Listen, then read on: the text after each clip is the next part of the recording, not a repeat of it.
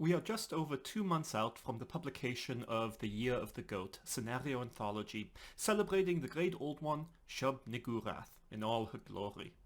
At the time of recording, we've just hit over 250 sales, and while we can hope for many more, I think it's safe to say the book has been well received and is a success. But there's always room for improvement. So, of course, that means it's time to question ourselves and ask, did we learn anything out of all this? Greetings, Miskatonic Repository. My name is Heinrich Mohr, organizer behind The Year of the Goat and one of the editors alongside Evan Perlman. Both for my sake and for anyone interested in tackling similar projects, I want to document some of our processes behind creating the book, including what worked and what could have worked better. Before all that though, let me walk you through the project's major steps.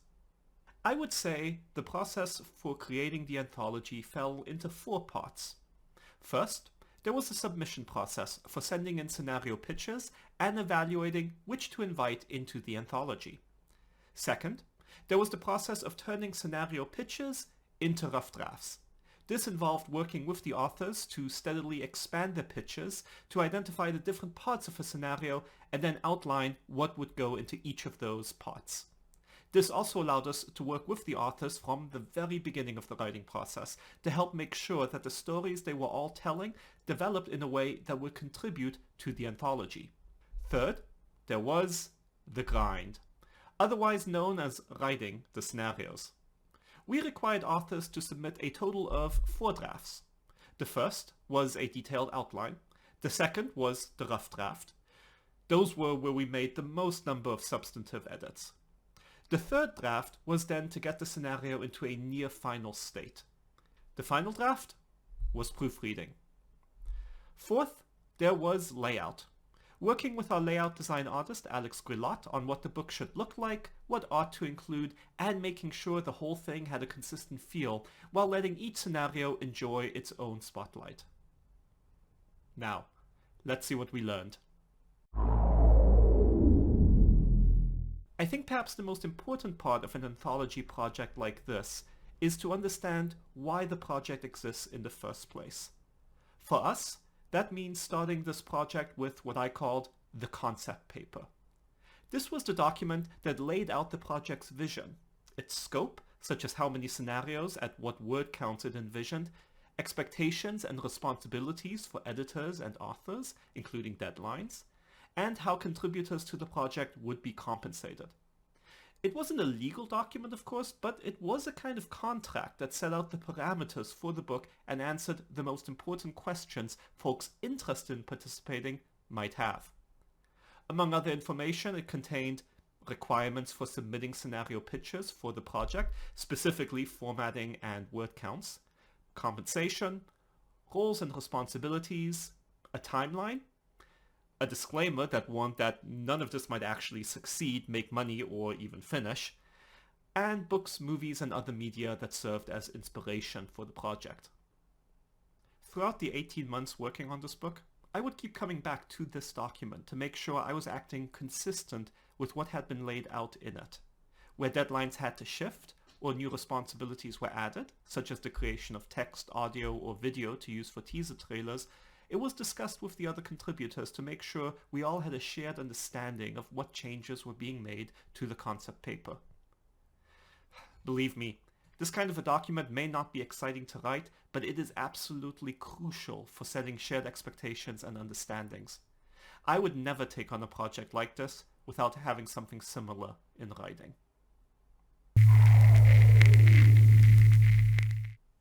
If I have a hill to die on for this type of a project, it's that anthologies need templates, so that all scenarios in the collection have consistent headers, sections, stat blocks, and so on. This isn't just important eventually for layout, but for the editors and the authors. Now, can there be variations between scenarios?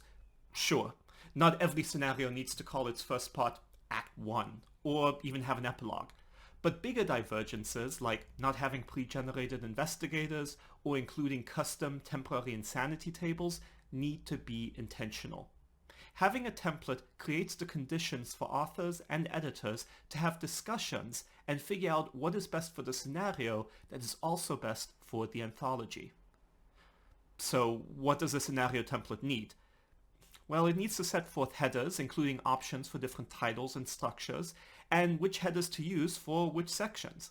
It needs to explain clearly what should go in a particular section, be it the introduction, dramatis personae, or conclusion. If there is an expectation that a scenario be a particular length, that should be made clear, like requiring that each scenario has a one-paragraph introduction, or clearly state the author's name, estimated playtime, number of players, and any content warnings. This sounds so obvious, but when every author approaches these questions in their own preferred style, one sees how quickly it can spiral out of control. So, right alongside the need for a scenario template is the need for a style guide. Just like it is important for scenarios to follow the same formatting, so also do authors need to apply the same stylistic conventions. This is incredibly dull. It is not sexy, but if not applied consistently, can add hours of work. If you have access to Chaosium's official style guide, this is a great starting resource. However, we found it didn't go far enough, and there were many cases where we needed to adopt rules for consistency. Where possible, we went to other official Chaosium products, but we still had to make things up as we went along. This is obvious, but key to this large of a project is to divide roles and delegate responsibilities. This is also where anthology organizers should think about what they want their substantive contributions to the book to be. For me, it was the edits I provided on all the scenarios. That made me feel like, even though each of the authors wrote their own scenarios, I could still find myself in their work. For others, though, their creative contribution to organizing an anthology may be deciding which scenarios to include and which ones to exclude, or mentoring the authors, or doing the layout. Just like with writing a scenario, there are so many aspects to creating an anthology that you can find what inspires and excites you specifically. I'm a big believer in deadlines. Many of you have met me and have excitedly shared your project ideas, only to have me, stone-faced, ask you about your deadlines for starting and finishing work on it. Our original timeline called for this project to be concluded in 1 year. That might have been a reasonable projection for some, but for us the actual time was more like 1.5 years. And this is fine. Deadlines are important. They set expectations, they identify milestones, and they hold us responsible. But they also slip. Life happens, and for the vast majority of us, this is a hobby. So, have deadlines, care about deadlines, but know when to adjust them, and know when to let them go. I cannot say the same about word counts. I would say we struggled with word counts because we didn't know how many scenarios would be in the anthology. I had aimed for having between 6 and 13. We ended up with 12. That meant that our word count of 6,000 to 10,000 words per scenario ended up creating a very large book, when the average word count across scenarios was close to the max of 10,000. So I think I would probably aim for a lower word count, maybe 9,000 for a complete scenario, or 6,000 if the anthology is intended to contain something more akin to a scenario outline than a fully written scenario with handouts, pre-gens, and so on. What I am glad we did was stick to our word counts. If authors exceeded them, they needed to get them down. We helped with that, but we did not make exceptions. We actually lost out on one scenario written by none other than Alex Grillat, our layout design artist, because we couldn't bring it down enough and still keep what made the scenario special. That scenario, though, is on DriveThruRPG. It is called Insatiable, and you should absolutely go pick it up. I decided during the creation of the anthology that our central marketing strategy would be a series of scenario teaser trailers. These would give authors the opportunity to be their own most passionate advocates and give us plenty of original material we could distribute in the lead up to publication, and in the weeks after, whenever we hit a major milestone. I provided authors with a template to provide a short 2-minute text, audio file, or video. I would then use that to create a trailer. It gave me the chance to improve my skills as a videographer. It was, however, a lot of work. I'm not sure I'd do anything differently, as I think the strategy was fairly effective, but it was time-consuming. What I would have done earlier is compile a list of reviewers, podcasts, and Discord servers where we would want to advertise and make individual authors responsible for all the promotion over those particular channels. As it was, we did it somewhat ad hoc, which was okay, but risked missing some important outlets. And that's that.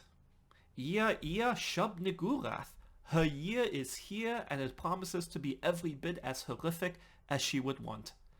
Since release, I have gotten quite a few questions about whether I'll be doing any projects like this again in the future. Honestly, while working on this book, the idea never crossed my mind. We put so much work into getting this volume to completion. The idea of scaling that kind of a mountain again is, well, mad. But that doesn't mean it's not tempting. You'll just have to stay tuned for more.